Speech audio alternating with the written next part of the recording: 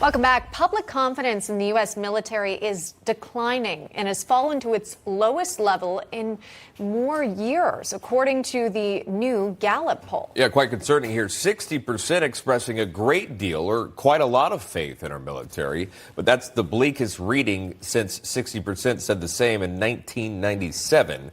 During President Bill Clinton's second term in office. The poll shows drops across political parties, but Republicans remaining the most confident.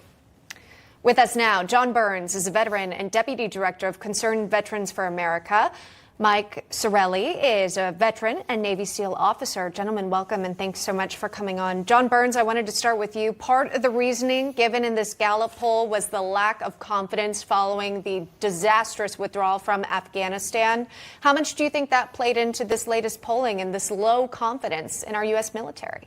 Well, it certainly didn't help. A lot of things that happened in Afghanistan didn't help. I think even before the disastrous withdrawal happened, the problems outlined in the Special Inspector General for Afghanistan report indicated, and the American public has sensed for decades, that they weren't being told the truth about what was going on in places like Iraq and Afghanistan, and military leaders continued to fail upwards. You saw, people who had misled the American public about what was going on in Afghanistan when they were 2 stars and 3 stars promoted to the 4-star level. And this just isn't good for the country. It's not good for an organization like Concerned Veterans for America at cv4a.org, where we count on that military rating, the American public's esteem for the military, to help us do our advocacy work, because that translates to veterans as well. It's not good for the country because veterans lead in the political arena, and just like we've seen with other institutions, the institution of Congress, institution of education, institution of journalism, when military leaders or when leaders of those institutions break trust and lose focus from their original mission, public trust erodes, and it's not good for the country. It's not good for the people.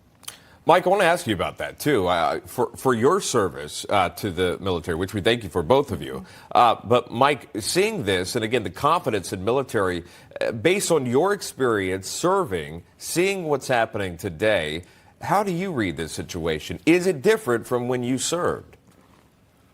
Well, I actually came in under Clinton. And I'm going to tell you, I believe that this vote and the lack of confidence in our military is actually a vote in the lack of confidence in our president.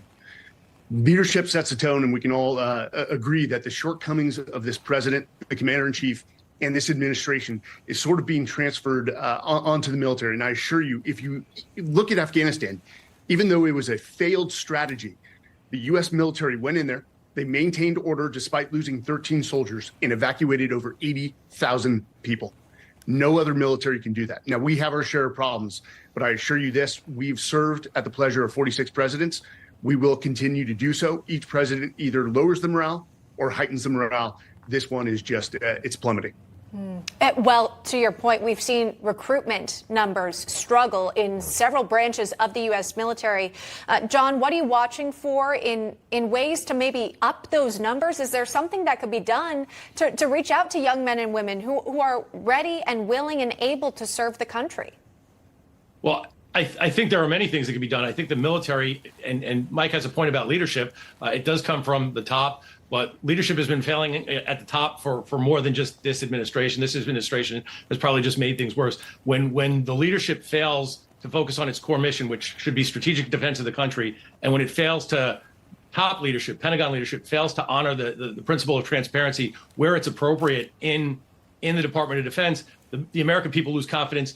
Military recruiting has become very much a family affair. And we know from statistical reports now, from actual reporting, that military family members are telling their sons, their daughters, their nieces and nephews, don't go into the military. It's not what it was. And part of this is because the leadership at the Pentagon, the high-level leadership in the Department of Defense, the 3-star and 4-star level, has allowed various political administrations over decades to sway them off of their core mission, which is defending the country, onto to side projects like diversity, equity, inclusion, focusing on climate change. And there's nothing wrong with having values, but the primary mission should be defense of our country, defense of our national borders. And our leaders at the Department of Defense and our political leadership has moved away from that. Well, there's an opinion piece backing up what you say, or at least someone is agreeing with you here, saying, of course, young patriots are rejecting joining our failing military. The authors say young people today don't want to join what he calls the current faux military.